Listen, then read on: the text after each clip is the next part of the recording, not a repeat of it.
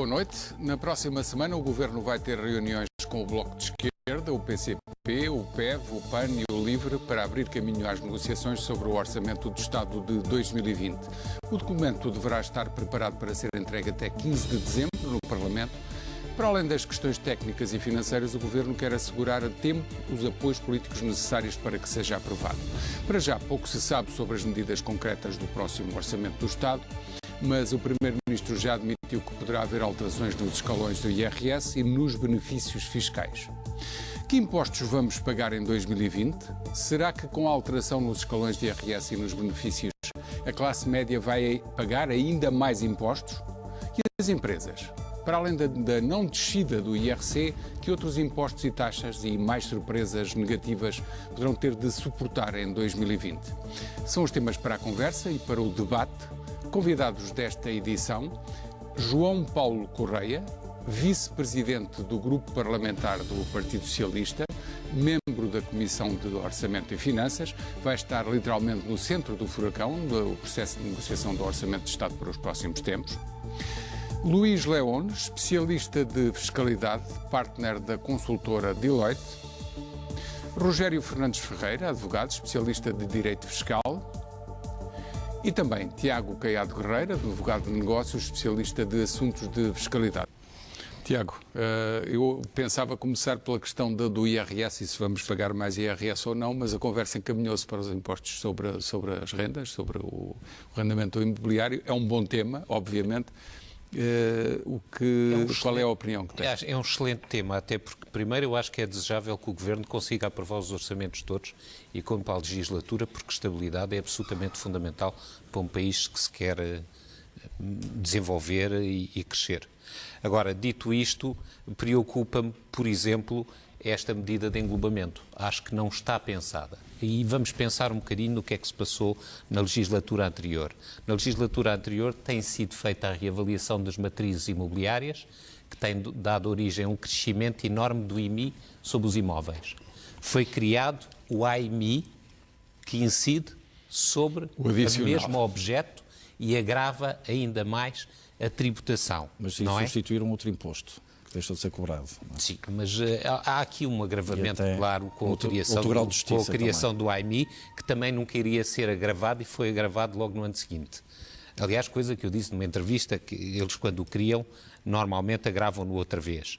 Querem introduzir o imposto sucessório, que irá recair também, essencialmente, sobre os bens imobiliários.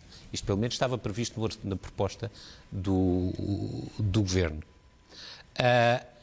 E o que é que nós tivemos? Nós tivemos, durante vários anos, até por causa da crise dos bancos, muitas pessoas pegaram na sua poupança, endividaram-se e investiram no imobiliário para arrendar. Era uma forma de poupança. Agora, para além de todos estes impostos que foram criados e foram agravados, vamos juntar ainda a possibilidade de uma renda chegar a 48% de tributação. Isto é, imaginemos um imóvel de 200 mil euros. Paga vários impostos que foram todos agravados só por existir. E muito agravados. E agora, 48% da renda vai em impostos. O que significa que a rentabilidade daquele imóvel até pode ser negativa. Consequências interessantes disto é que todo o estoque de imobiliário do país, e o imobiliário representa 35% do PIB, pode ser desvalorizado. Mas vamos juntar a isto a uma crise internacional que está a vir, a uma diminuição do crescimento económico exterior e começar a arrebentar bolhas do imobiliário em vários países da União Europeia e outros países do mundo. Por isso a tendência é de decréscimo. Chegamos aqui e vimos os portugueses que pouparam, entesouraram e que têm a casa própria e têm o direito todo em tê-la, podem ter uma desvalorização desses ativos. O que é que arrastamos a seguir? Os bancos, que receberam 50 bilhões já, depois, que é o nosso dinheirinho do bolso. Por isso, isto é criar a tempestade perfeita para uma enorme crise imobiliária. Por isso, acho altamente preocupante. Vamos juntar a isto informação, e que de certeza que a têm, que os preços em Lisboa, ainda bem, mas com cuidado, já começaram a descer. E decisões de investimento que estão a ser retidas já existem? Tem Decisões de informação investimento. sobre isso? Assim, já com esta questão, aqui nós tivemos uma quebra quando foi criado o AIMI. O AIMI criou uma enorme insegurança porque os investidores que investem para arrendar estão preocupados com a rentabilidade. Isto diminui extraordinariamente a rentabilidade. Agora, com esta medida, só de se falar disto, pois as pessoas param de investir e as outras entidades param de investir. E nós tivemos muitas alterações nesta matéria. Agora, é interessante pensar que em qualquer país do mundo a parte imobiliária tem entre os 32% e 35%, acho que em Portugal é especial, tem 38% do peso no PIB. É um ativo enorme. Se nós o desvalorizamos, induzimos aqui uma crise terrível. E nós temos uma dívida pública elevadíssima. Por isso, não há margem para políticas anticíclicas. Não conseguimos, não é? Por isso, acho que há aqui uma desatenção grande nesta matéria de criarmos aqui uma tempestade perfeita. Depois, relativamente aos impostos, eu vi aqui a questão dos impostos ambientais, não é? A criação de impostos ambientais. Não sei exatamente como é que vai ser esta mudança. Eu sou a favor de uma criação progressiva de impostos ambientais. Nós vivemos num mundo que temos que o sustentar, mas como é que vai ser feito? E se vai haver aqui ou não a eliminação da dedução do IVA no gasóleo? Deixo a pergunta, porque é uma das medidas que foi falada também e que pode ter um impacto Isso terá um grande impacto na contabilidade das empresas. Certo? Terá um impacto muito considerável na contabilidade das empresas e terá um impacto elevadíssimo na receita de imposto. Está a fazer uma intervenção com base em pressupostos muito especulativos, não é? Só não tenho ouvido, pois eu não tenho o orçamento. João Paulo Correia, eu tenho que observar, e é um princípio jornalístico, que uma mentira não é notícia, ou um rumor não é notícia, mas quando uma mentira, ou um rumor, ou algo não confirmado interfere com a predisposição, com a atitude e com as ações dos agentes económicos, torna-se notícia nessa medida. E é por isso que eu acho que esta questão é relevante. Vai ser assim ou não vai ser? E se for assim, quais as consequências? O programa eleitoral do PS e o programa do Governo é para uma legislatura de 4 anos. Nós ainda não conhecemos a primeira versão sequer do Orçamento de Estado para 2020. A intervenção que acabei de ouvir... Eu vi isto só em notícias. A intervenção que acabei de ouvir, toda ela é muito pessimista e também contradiz um pouco aquilo que são alguns números oficiais. O estoque de investimento direto estrangeiro em Portugal atingiu máximos históricos no primeiro trimestre deste ano. Ou seja, se houvesse neste momento um receio generalizado relativamente àquilo que é política fiscal do nosso país para os próximos anos, nós não estávamos a ter um investimento direto estrangeiro tão forte como estamos a ter no ano 2019, que atingiu máximos históricos. E relativamente ao englobamento, gostava de dizer o seguinte: tudo que avançarmos neste momento relativamente àquilo que puder acontecer é especulativo. O englobamento diz-nos, traz-nos para cima da mesa uma questão que é fundamental e que ninguém pode negar, é que a tributação sobre o rendimento de trabalho é muito superior sobre a tributação dos rendimentos prediais, dos capitais e patrimoniais. Hoje, um trabalhador paga mais, tem uma carga tributária sobre o seu rendimento do trabalho que é superior aos rendimentos prediais. Está bem, mas por esse princípio vai aumentar também a tributação sobre os juros das contas bancárias.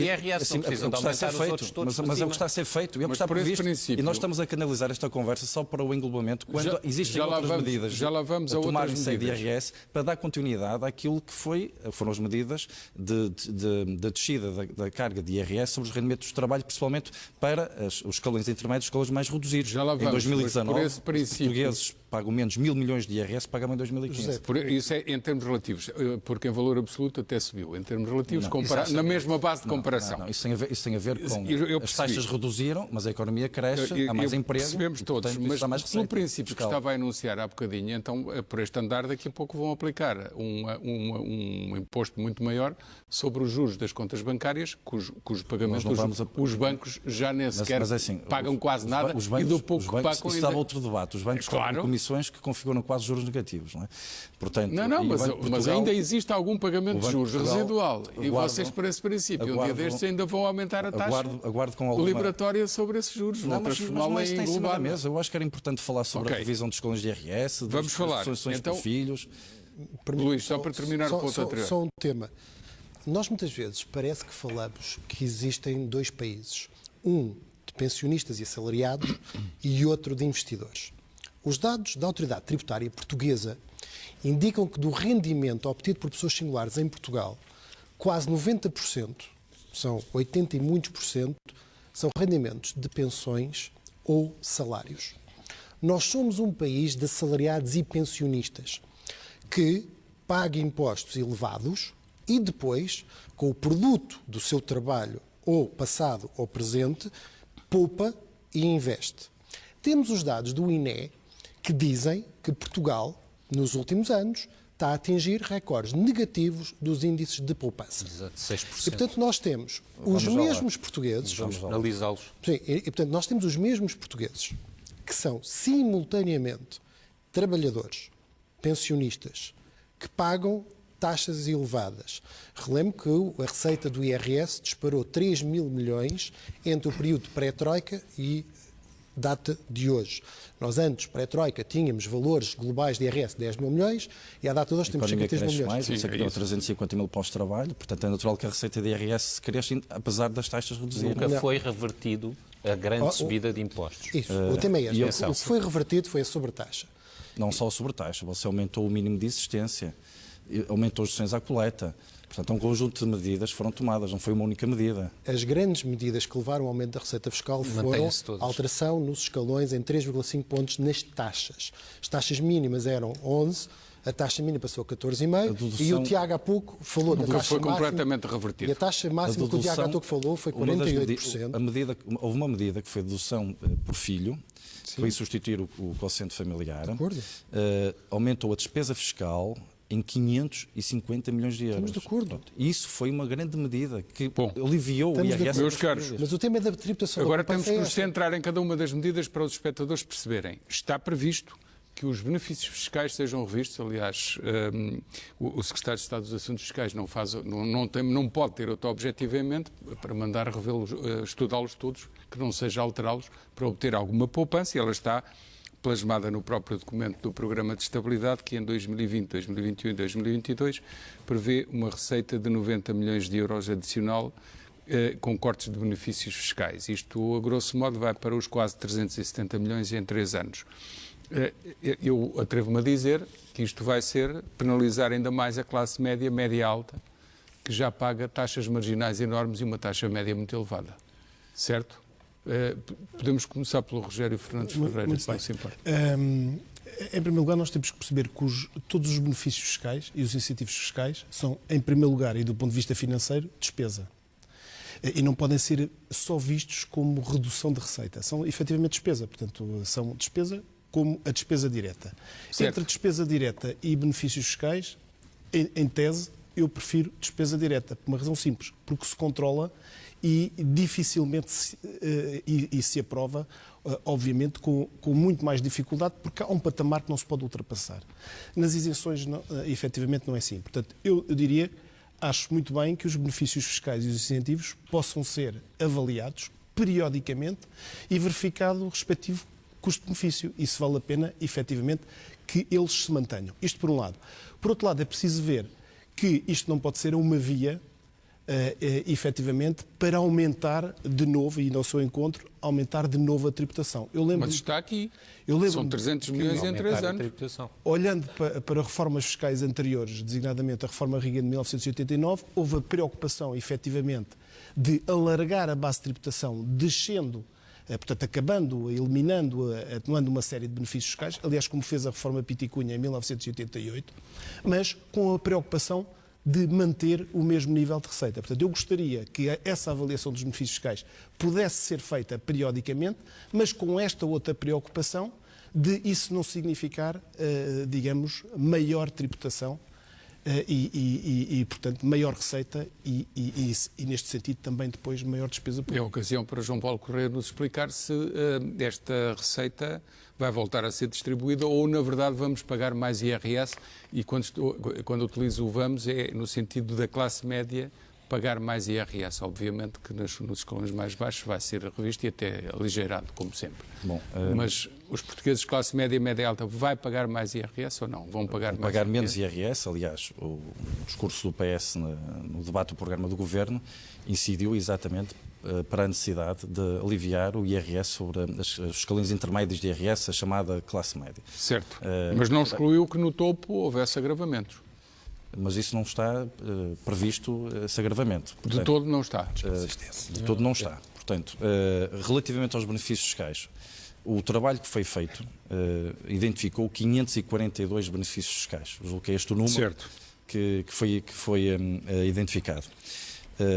Havia imperiosa necessidade de avaliar cada um desses 542 benefícios fiscais e até perceber se alguns deviam cair, e aliás deixou-se cair o benefício para a criação de emprego para grandes empresas, aliás foi até objeto de debate político no Parlamento.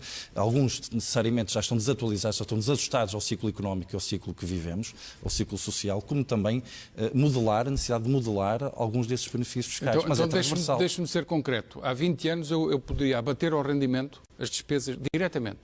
Ao rendimento saía fora da tributação de IRS as despesas que tinha com saúde e educação. E depois isso não são benefícios. Eu já lá vou, eu sei que não são. Despesa do Estado. Depois foi transformado em deduções à coleta, portanto, daquilo que eu pago em imposto, 30% eu podia deduzi-lo. Com uma taxa superior a 30% já estava a perder. E assim sucessivamente se foi reduzindo. Agora vão cortar ainda mais?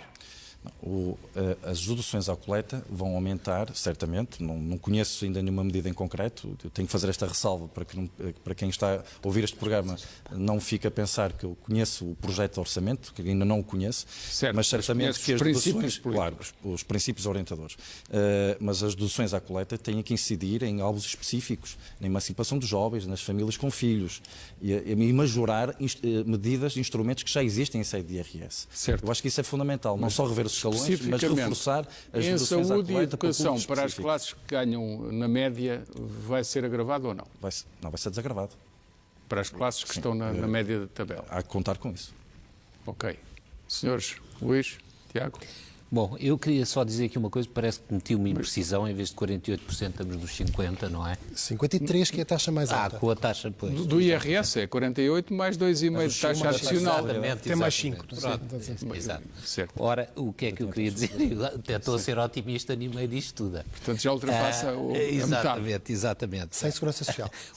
Uma das coisas que me choca aqui no meio disto tudo é que muitas vezes, e não vejam nisto demagogia, mas é o que eu sinto e sou fiscalista, ainda percebo um bocadinho mais que a generalidade das pessoas sobre isto, mas é que há desagravamentos, mas a gente paga mais ao fim do ano, porque eu ainda não percebi aí como é que o fenómeno muitas vezes acontece. A arte da política não estou assim. a ser demagógico.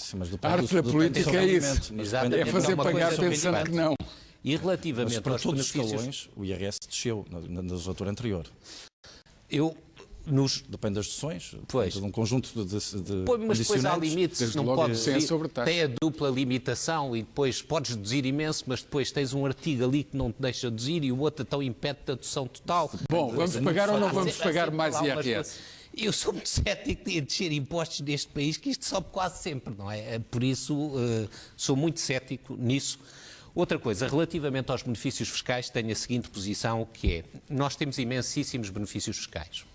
Por exemplo, acabámos de atribuir, eu lembro, foi este ano ou o ano passado, atribuir a uma empresa com extrema dificuldade, que é a EDP, que nos impõe preços imensíssimos benefícios fiscais, que custam uma fortuna ao Estado português e que podia ser atribuído em sede de IRS, mas não foi atribuído a uma empresa que é rentista, não é? Por isso, os benefícios fiscais servem, infelizmente, para muitas destas coisas. Os senhores andam sempre pelos 800, 900 mil milhões de euros de lucro e depois pagam IRC sobre 50, 60, 70... É para nós que temos rendimentos brutais pagarmos depois as taxas de 50%. Mas uma das coisas que me choca aqui nos... Desculpa, a EDP está nas duas listas. Eu ia dizer um adjetivo. Isto é só um exemplo. Atrevo-me a dizê-lo. estão em duas listas que são vergonhosas para a nossa democracia. Uma é a lista que dá 2.500 milhões de euros de benefícios fiscais para muita gente que não precisa deles, e aliás o João Paulo Correia dizia ainda há bocado que encontraram 542 benefícios fiscais. O estudo diz que mais de 120 não têm objetivo económico ou social definido. Portanto, de facto, estamos todos de acordo, tem que se cortar. E a outra lista da vergonha da nossa democracia é a lista que Rogério Fernandes Ferreira aflorou apenas, que é das subvenções, que é o Estado a pagar diretamente para tanta gente, que faz 4.500 milhões de euros por ano. É uma vergonha aquilo tudo, que se paga sem saber para quê. É uma festa, por isso é que nós temos o IRS tão elevado e por isso é que temos que pagar do os outro filhos e a escola e as despesas que deviam ser até por questões de natalidade apoiadas são, que é para o dinheiro e financiar estas coisas. Mas uma das coisas que me choca nos benefícios fiscais e que me choca imenso é, eu acho sempre que, tirando alguns benefícios fiscais que seriam casuísticos para o investimento e certo tipo de situações, os benefícios fiscais deviam ser poucos. O que é que nós devíamos ter? Para ser transparente e para as pessoas os poderem perceber. Era um desagravamento no IRS e um desagravamento no IRC. Porquê? Que abrange toda a gente. Porque abrange toda a gente, não é? Não há cá gente com bom lobby que consegue bons benefícios fiscais. Ou boas empresas que conseguem bons benefícios fiscais. Que ainda por cima tendem a ser as rentistas e aquelas que vivem à nossa conta e que nos impõem, preços elevadíssimos sobre os serviços sem concorrência, não é? Por isso, o que é que devia haver se quisesse ser aqui verdadeiramente sério? Era uma concentração em descer alguns pontos percentuais o IRC e descer alguns pontos percentuais o IRS conforme fosse possível. E estas empresas que ganham estes benefícios fiscais, eu só dei aqui um exemplo, haverá muito mais, não é diabolizar esta, mas haverá muito mais, não deveriam dos ter, não é? Porque nós temos 500 mil pequenos empresários em Portugal que nunca veem um tusto de qualquer benefício fiscal. Mas têm uma pressão fiscal hoje em dia elevadíssima, têm uma pressão fiscal da inspeção fiscal e da inspeção tributária permanente, com uma extrema violência, têm um agravamento das declarações, da complexidade das coisas enormes, multas de erros que fazem sem qualquer intenção, absolutamente brutais e que não faz sentido nenhum. Por isso, nós temos aqui um desequilíbrio enorme. João, quer responder já? Sim, claro. Quando foi necessário aprovar ou não aprovar a continuidade daquele benefício fiscal para grandes empresas relativamente à criação de emprego, esse benefício fiscal não foi continuado, terminou ali. Isso foi um exemplo de que há benefícios fiscais que estão desatualizados, mas tinham um impacto de milhões de euros. Sim. Mas representavam uma despesa para o Estado de milhões de euros. Mas porquê é que atribuem a certas empresas monopolistas benefícios fiscais? Por isso é que eu disse no início da minha intervenção sobre os benefícios fiscais que foi muito importante identificar e avaliar cada um desses 542 benefícios fiscais. Terminar com aqueles que não acrescentam ou que até beneficiam um conjunto restrito de empresas na nossa economia e canalizar exatamente para os grandes objetivos, que são a classe média e as classes de menor rendimento. Têm andado a atribuí-los, como é que vou acabar com eles? Desculpe, mas ainda foi agora, o Grupo de Trabalho terminou a sua tarefa recentemente. Portanto, o que está no objetivo do Governo é a redução de 90 milhões de euros ao ano. Falta agora trazer para cima da mesa quais são os benefícios fiscais. Esperemos que reduzam para esses grandes interesses e esses grandes lobbies e não para a classe média que está sempre a pagar as crises. O Rogério Fernandes. Só dar aqui uma nota, também acho que estamos aqui com uma série de afirmações que às vezes têm aqui algum grau de demagogia. Quem estabelece os benefícios fiscais e os incentivos fiscais é o legislador e estabelece-os de forma geral e abstrata. E obviamente que os contribuintes, sejam eles quais forem, podem e devem usar esses benefícios fiscais. Outra questão diferente, que era aquela que eu me estava a referir, exclusivamente essa, é saber se a partir de determinado momento, e do ponto de vista social e económico, a existência dessas normas que estabelecem os benefícios fiscais mantém a sua justificação. Sabe perfeitamente que é estão só lá disso que eu estou a falar. Grandes empresas, como disse Tiago Guerreiro, estão lá. E que as PMEs, instituições, associações, pequenas e médias empresas que muitas vezes não conseguem aceder a essas coisas. Vocês sabem isso, não têm capacidade técnica, não têm capacidade de aceder. Algumas dessas empresas pagam contribuições especiais, setoriais, que as outras empresas não pagam. E também está uma desigualdade, também se pode discutir essa questão. Portanto, pagam quando pagam. Algumas põem em tribunal e não pagam. Não querem pagar a taxa sobre energia. São normas gerais e abstratas. Portanto, também é preciso não criar aqui alguma demagogia que às tantas o espectador não percebe do que é que nós estamos a falar. Por alguma razão estamos aqui com diferentes pontos de vista nesta mesa. Só por conta beneficiou micro, pequenas e médias empresas. Eu acho que isso é claro, não é? Certo. Não foi as grandes empresas. E, certo. portanto, isso foi também uma das medidas. Embora eu tenho uma reserva em relação a essa medida. Acho que genericamente é justa, mas na verdade acaba por deixar muitas empresas que nunca pagam nada a não pagarem nada. E sabe do que é que eu estou a falar? Sim, mas hoje, que eles assim, para reverter o imposto, tinham que provar que tinham tido... A autoridade tributária tem meios que não tinha no passado e a legislação também evoluiu. E hoje há um grau de segurança para que esta medida não seja bem substituída. Luís? O tema dos benefícios fiscais não se pode discutir os benefícios fiscais.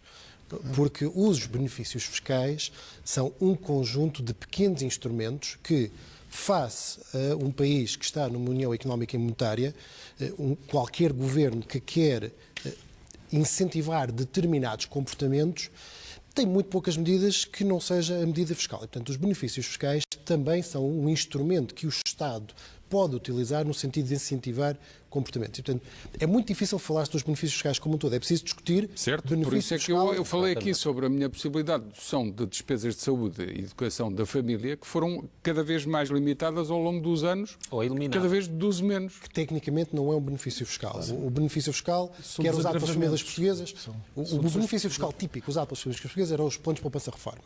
Esse era o benefício fiscal. E isso, desde o período da Troika, foi limitado por haver um teto total às minhas deduções e benefícios. E até os benefícios fiscais, houve uma determinada altura de Portugal que praticamente desapareceram para pessoas singulares. Está na altura de voltar a incentivar a poupança, certo? Bom, isso não sou eu que o digo, é o INE. Portanto, o INE mostra que, efetivamente, o país não poupa. E um país que não poupa é um país que não investe, ou é um país que... investe com o dinheiro dos outros, vai pedi-lo lá fora. Ou fica refém sempre de capital estrangeiro, que, das duas uma, ou pedimos emprestado, e significa que vamos ter que pagar com taxas de juro face ao contexto português, que é o que temos. Estamos a beneficiar de contextos historicamente baixos de taxas de juro que não se podem perpetuar no tempo. Ou então é capital estrangeiro que vem e que compra ou as nossas empresas, ou os nossos prédios, ou o que quer que seja, porque nós, portugueses, não estamos a conseguir poupar e não há, via benefícios fiscais, qualquer incentivo à poupança.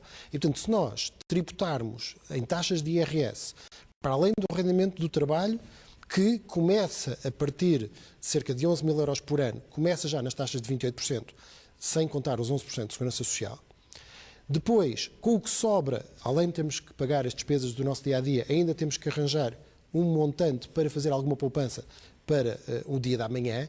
Se nos rendimentos dessa poupança, que no caso dos juros e das aplicações financeiras já são muito pequenos, ainda tivemos que tributar a taxas que podem ir rapidamente a 40%, repara, a taxa de 50% entra em rendimentos brutos, não é pessoas que ganham líquido, é rendimentos brutos a partir de 80 mil euros.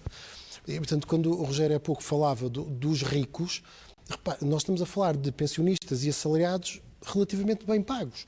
Não é propriamente o conceito de rico milionário. São pessoas que tiveram competências, estudaram, formaram-se, ou se não foi por estudos, têm uma competência qualquer extra. Perante o fisco são oficialmente ricos, mas na verdade são classe média. E por isso, quando nós estamos a falar destes benefícios fiscais, temos que distinguir quais são os benefícios que queremos, que comportamentos é que queremos incentivar e depois, sim, estou completamente de acordo, conseguir monitorizar a aplicação dos benefícios e se aquilo que estava na cabeça do legislador quando o criou, depois é aquilo que tem aplicação na prática, de acordo. Mas temos que discutir sempre benefício a benefício e não o grande bolo dos benefícios. Relativamente à taxa de poupança, que neste momento em Portugal... Vai anunciar incentivos? Não, ainda está muito reduzida. Vamos lá ver, quem nos ouve em casa tem que perceber isto, que é a taxa de poupança sobe quando o aumento do rendimento disponível das famílias é superior ao aumento do consumo privado. O rendimento disponível das famílias cresceu em Portugal nos últimos anos acima da média da União Europeia. E nós estamos a entrar num novo ciclo relativamente à taxa de poupança, ou seja, estamos a entrar num ciclo em que o rendimento disponível das famílias vai aumentar mais do que o crescimento do consumo privado. Isso vai permitir às famílias pouparem mais. E, portanto, isto é um dado que é recente, mas que também nos faz refletir sobre aquilo que é a iniciação do novo ciclo relativamente à taxa de poupança, que é absolutamente necessário. Não é, obviamente, isto é é o mercado a funcionar, a economia a funcionar, como é evidente, não se dispensa outras medidas, nomeadamente em sede fiscal, mas que neste momento as prioridades estão naquilo que diz respeito à política fiscal, na política de rendimentos, e daí que estou convencido que o próximo Orçamento de Estado trará boas novidades relativamente à descida do imposto sobre o rendimento das famílias e também à descida daquilo que são os impostos sobre as empresas. Mas a nível da poupança há uma coisa muito importante que estava a dizer aqui muitíssimo bem, que é a necessidade de nós formarmos capital para não estarmos totalmente dependentes do exterior. Porque quando nós estamos dependentes do exterior, o nosso país não é nosso. É tão simples como isso. Pertence aos outros, pertence ao exterior. E nós vemos permanentemente empresas portuguesas serem vendidas para o exterior, que têm uma coisa que é terrível, que é o sinal da mínima crise, eles fecham. Enquanto uma empresa detida por um português sobrevive normalmente durante as crises. As dos estrangeiros são imediatamente acabadas. E as taxas de poupança em Portugal, nós temos um país que tem imenso capital, que é a Alemanha. Tem uma taxa de poupança, penso que de 18%. Nós temos de 6% ou 6,5%. Quer dizer, como é que é possível, se não com considerarmos o investimento das famílias em bens duradouros, em bens que exigem muito dinheiro, como casa e outros Exatamente. Se nós formos penalizar brutalmente quem poupa com este englobamento que está previsto, vamos ainda penalizar mais essas pessoas. E há uma coisa que eu lhe digo, que a segurança social em Portugal, que ainda não se conhece. A segurança social em Portugal, ruído, estar a especular que também cria muito ruído. A segurança social em Portugal tem um grande problema, não é? Nós temos um envelhecimento enorme da população. Sim. Não é sustentável. Cada vez as reformas vão ser mais baixas. Eu não faço ideia se vou receber alguma reforma quando lá chegar. Provavelmente se receber será muito pouco. Como é que nós temos a coragem de propor medidas que vão penalizar as pessoas que fazem a opção de gastar menos, vivendo pior, para tentarem garantir as suas reformas? Porque muita da poupança das pessoas não conhece nenhuma das é com medidas este para objetivo. tirar essa conclusão. Tá bem. Não é? Então o que é que podemos antecipar? O que é que lá vem? Vem lá um desagravamento de escalões de IRS que o próprio Primeiro-Ministro admitiu. Estou a dar a minha perspectiva pessoal. Certo. Na minha percepção política, porque eu não conheço o projeto do Orçamento de Estado. Já disse isso e sabemos que era uma condição para a nossa conversa. E do programa do Governo, é que a descida do IRS será feita de forma continuada durante os próximos 4 anos. Isso significa que o mínimo de existência continuará a aumentar, porque ele está indexado ao indexante de apoios sociais, ou seja, mais famílias deixarão de pagar IRS. As medidas que vão ser tomadas, desculpe interromper, que isto é importante, que vão ser tomadas em 2020, terão impacto pleno em 2021 e o que prevê o programa de estabilidade é menos 200 milhões de euros de receita por essa via, portanto fica no bolso dos portugueses. Sim. Para hoje dar não só com essa medida do aumento do mínimo de existência, mas também, certamente, do aumento de determinadas deduções à coleta, como também neste caso estão aqui os escalões de IRS, neste caso estão aqui os escalões intermédios. Certo. Muito bem. Rogério Fernandes Ferreira. O que eu queria aqui realçar era mais o problema da floresta e menos o da árvore. Por uma razão muito simples. Nós temos um sistema altamente distorcido. Não é? Eu queria pegar aqui, de facto, o IRS atinge hoje em dia um nível em comparação com o IRC que é essencialmente o dobro. Quando nasceu, a taxa marginal máxima do IRS era praticamente idêntica à taxa geral do IRC mais a derrama municipal. Portanto, ao longo destes últimos 30 anos, de facto, houve um aumento sucessivo do imposto sobre o rendimento das pessoas singulares e um decréscimo do imposto sobre o rendimento das pessoas coletivas, que criou, efetivamente, se quiserem, esta enorme distorção entre estes dois impostos. Isto, de facto, aqui é um problema que existe e, portanto, atinge, efetivamente, hoje taxas praticamente confiscatórias, que são taxas efetivamente proporcionais por razão simples, é que os escalões são muito baixos, ou seja, atinge-se a taxa máxima a partir da qual o imposto é proporcional com uma enorme facilidade.